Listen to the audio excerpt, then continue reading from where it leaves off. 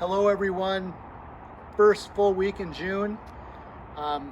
Another beautiful day. I tell people from out of town that, Minnesotans have as much gratitude collectively all year long for the weather. We just cram it into like 4 days. This could be one of them. Anyway, I wanted to give you an update on Dorland Road. Did a video for that one. If you remember, in a beautiful nature area, townhome, incredible vaulted spaces, great owners. I make sure that I don't talk about results for my client with any particulars, such as number of offers, what it sold for, before it closes. So, and people say, hey, what did it sell for? I'm not going to tell you. The reason is you don't want to give that information away in case something unforeseen happened and the property didn't close. Then you're out in the offer or out in the market again. People know what you've sold for, at least a few that you told. So it's not a good practice. But I can tell you that Dorland Road did sell, and it's quite an incredible story.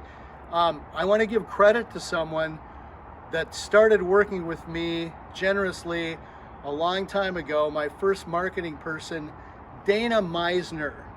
Dana Meisner is a master marketer, went on to do a lot of good things, big things with other companies.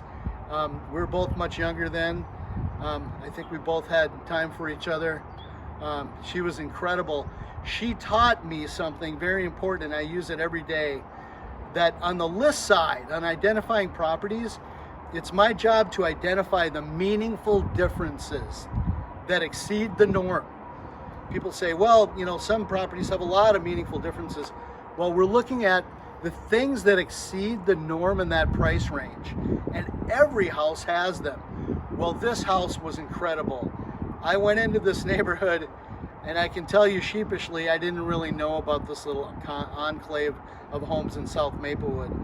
But just, driving in there and seeing the property for the first time, I did get the chills, and I literally got goosebumps considering how undervalued this neighborhood was.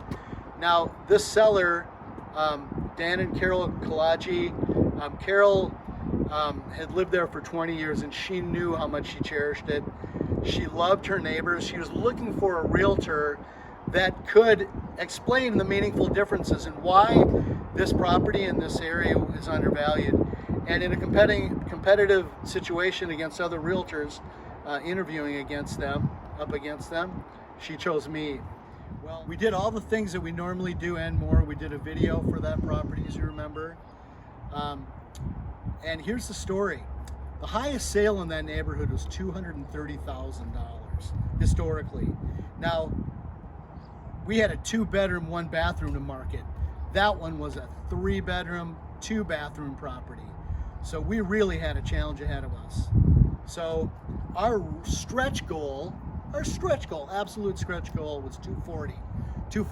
That would have beaten that highest sale, and even in a bigger, more finished property, by 10 grand. Here's what we ended up with. We ended up with 17 offers. 17 offers.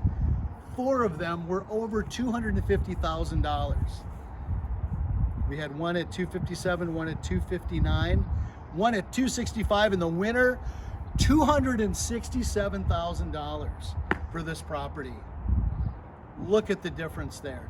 Look at the difference that we made for the Kalajis. And I have to say, Carol repeatedly talked about how she wanted a good result for her neighbors. And boy, can I love and respect that idea and feeling. And that's what we did. We raised the value of that whole neighborhood. That's what's terrific on the listing side. Certainly, people say, well, now the place is more expensive. But I think, to be fair, that neighborhood deserved a better value overall, and we got it for our sellers and for the entire community. And yes, I've been in touch with a couple owners since, so I hope and expect that I'll market in that neighborhood again. So, just to summarize, it's my job to identify the meaningful differences of your property when I list your home. If I can do that, if I can let the market know, we can put out abundant and all the right tentacles to grab on to those prospective buyers.